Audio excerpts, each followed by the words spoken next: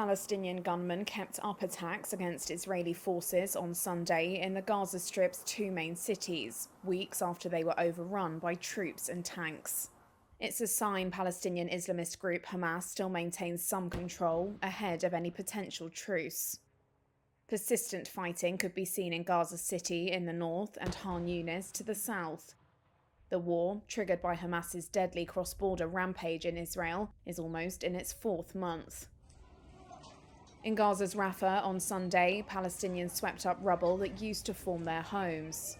Locals had reported Israeli tank shelling and airstrikes there, including one that killed 2 girls in a house. As mourners bade farewell to the dead children, a relative, Mohammed Kaloub, said the airstrike hit a room full of women and children in the Al Salam neighborhood.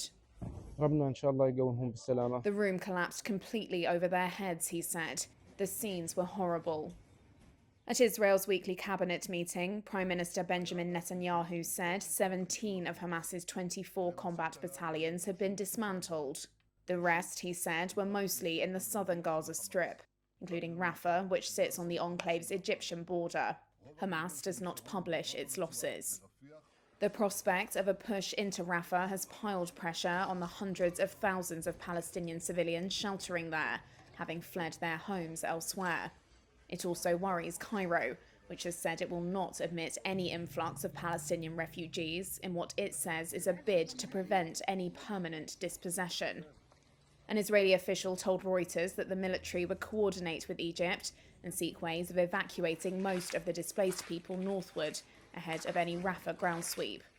Gaza health authorities, who do not differentiate between militants and civilians in their tallies, said on Sunday more than 27,300 Palestinians have been confirmed killed since the war began. They say 70% of those killed have been women and children. Thousands more are feared lost in the ruins. In Hamas's October 7th rampage into Israel, 1,200 people were killed and 253 taken hostage, according to Israeli tallies. More than 130 hostages are still in Gaza. Their possible release by Hamas is among issues under discussion in Egyptian and Qatari mediated negotiations that are backed by the United States to secure a truce.